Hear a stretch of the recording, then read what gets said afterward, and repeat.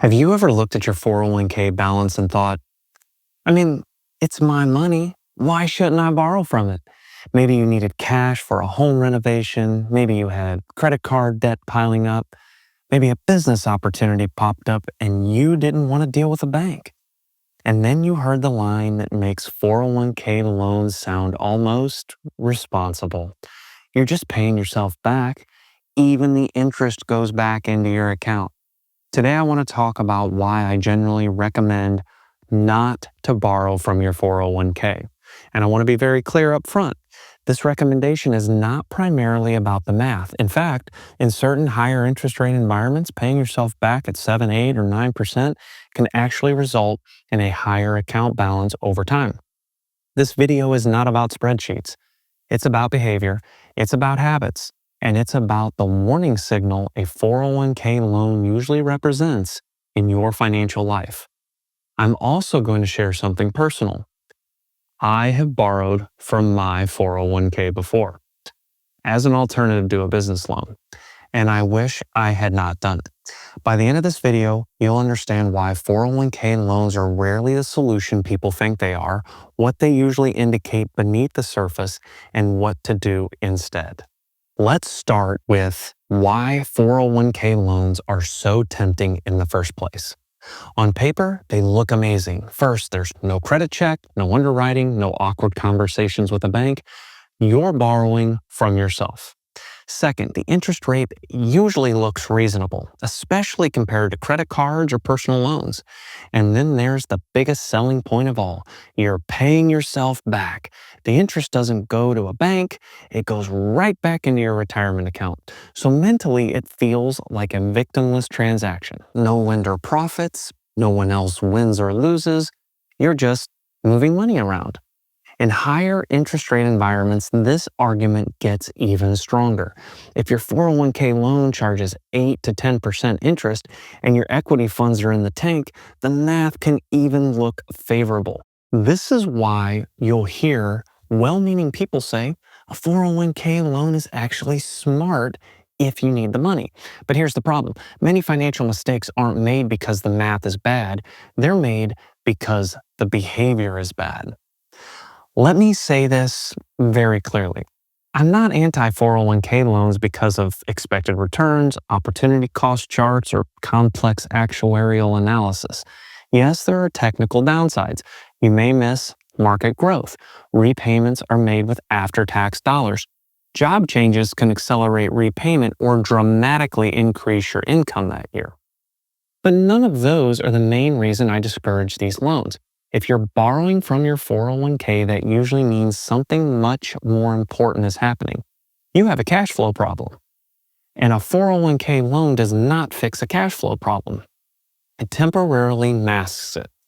Think of it like taking pain medication for a broken bone. The pain might go away for a while, but the bone is still broken.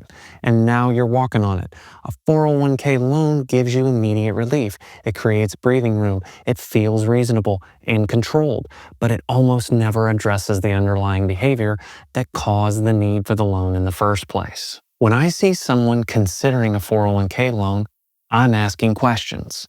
What's happening in your life right now? Because in most cases, borrowing from a retirement account means one of three things. First, spending is outpacing income. That might be obvious, or it might be subtle. Lifestyle creep, fixed expenses that quietly grew, payments stacked on top of payments. Second, there's no adequate emergency fund. If you had 3 to 6 months of cash reserves, you probably wouldn't need to touch your 401k. And third, there's a pattern of solving problems with future money. And that's the most dangerous one. A 401k loan is future you rescuing present you. And if that becomes a habit, retirement accounts slowly turn from wealth-building tools into personal lines of credit. That's not what they're designed for. Here's where behavior really matters. Once someone borrows from their 401k and nothing catastrophic happens, the mental barrier is gone. They've crossed the line, now the account no longer feels untouchable. it feels accessible. And once that door is open, it tends to open again. Each time the justification sounds reasonable. But the pattern is the problem. Retirement accounts should be treated like a locked vault until retirement. Not because they're sacred, but because you need friction to protect yourself from yourself. 401k loans remove friction. And when friction disappears, behavior tends to worsen, not improve. Now, let me share something personal.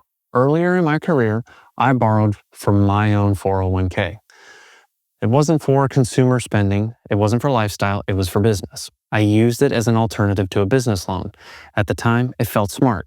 Decent interest rate, no bank, no paperwork, paying myself back. From a pure math perspective, I could justify it all day long. But here's what I didn't fully appreciate at the time. I changed the role my retirement account played in my life. Instead of being a long-term, untouchable foundation, it became a tool of convenience.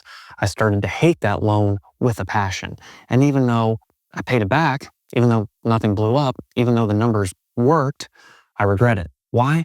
Because I trained myself that accessing retirement money was acceptable, and I was handcuffed to that loan for 5 years. And that's not a habit I want.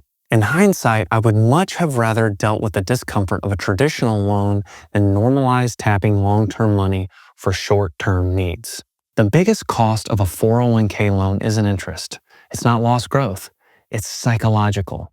You are signaling to yourself that this money is available when things get tight. And once that belief sets in, the entire purpose of the account changes. Instead of being a vehicle for future freedom, it becomes a safety net for present decisions. That shift is subtle, but it's powerful. And it can lead to undersaving, repeated borrowing, and delayed financial independence. I want to address something important.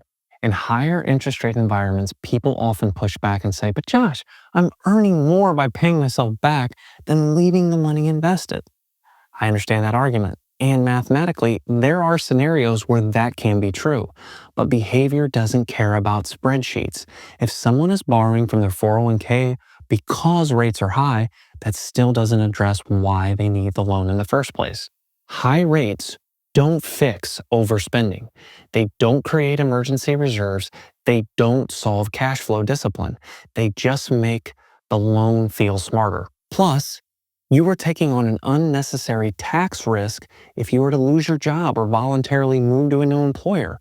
When your employment ends, your 401k loan will be due or the remaining balance will count as income. So, if borrowing from your 401k isn't the answer, what is? Well, first, slow down. If the need feels urgent, that's often a sign to pause, not rush. Second, fix cash flow. This means understanding where money is actually going, not where you think it's going. Third, build a real emergency fund. Not invested, not theoretical, actual cash. Fourth, use appropriate tools for appropriate problems. If it's a business expense, use business financing. If it's consumer debt, create a repayment plan. If it's lifestyle pressure, adjust your lifestyle. None of those are fun answers, but they're doable answers. I'll say this carefully. Are there rare situations where a 401k loan could be considered? Yes, but they should be truly last resort scenarios. Temporary, intentional, and paired with behavior change. Not convenience, not optimization, not because it's easy.